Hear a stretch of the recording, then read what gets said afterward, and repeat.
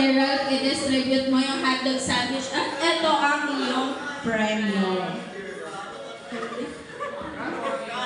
Sige, lahat po ay maupo. Tingnan natin.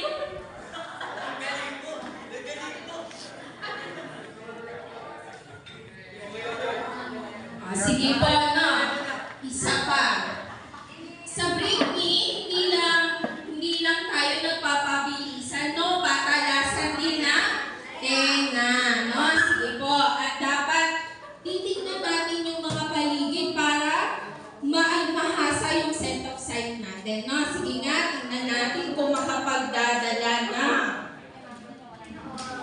Bucket ng Chicken Joy na walang laman. Bring Me, bucket ng Chicken Joy na walang laman. Ang galing naman ni RJ. Pangalawang panalo na. At dahil dyan, ilagay mo ko sa basurahan. Sige, saglit lang. Dahil dyan, meron kang pencil para sa ating mga activities. Sige po. Maglalaro pa tayo ng isa pang Bring Me. Last one na. Last one na ba, Teacher Erica? Okay na? Okay na yung Bring Me? Pero parang nag-e-enjoy pa sila eh, no? Isa pa. Sige. For the last one, Bring Me. Bring Me. Nachos na hindi pa nabubuksan. Sige na, hanapin ang nachos na hindi pa nabubuksan. Hindi pa nabubuksan. Naku, tingnan nga natin kung naiintindihan. Ang nachos na hindi pa nabubuksan. Sige nga po, tingnan po natin kung tama. Naku, mali si Kuya Marco. Magdala ng nachos na bukas na. Yung nachos po na hindi pa nabubuksan.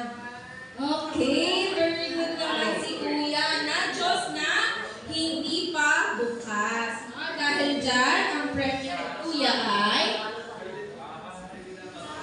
keychain. Be still and know that I am God. Thank you. Okay, no? Last na Bring Me na yun, no? For our next game is, sino kaya makahuhula ng next game natin? No? Gagamit tayo ng coins. No? Sino kaya ang makahuhula? Lahat ata dito ay kasali. Familiar ba kayo dun sa larong Jack and Poy? Sinong naglalaro ng Jack and Poy? Lahat po ay sasali. Bibigyan po namin kayo ng coins, no? So yung coins, hahawakan po natin. Pipili po tayo ng mga kapartner, no? Sige, for example po, tingin po dito sa harap, tingnan po kami ni Teacher Erica. So, parehas kami ni Teacher Erica na may 2 pesos. Ha? 1, 2. 2 pesos. No? Meron kaming 2 pesos ni Teacher Erica. Maglalaro kami ngayon ng Jack and Poy. Sige. Jack and Poy. Jack and Poy. Jack and Poy.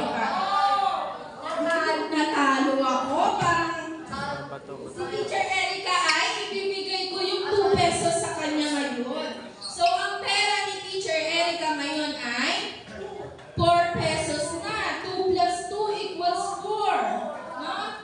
Meron ng 4 pesos si Teacher Erica. Ngayon, ang hanap na naman ng bagong partner. Hanggang tumami yung pera nyo. Magiging 50 pesos na. Naku, may mga pambili na. Ano kayang mga bibili? Anong bibili?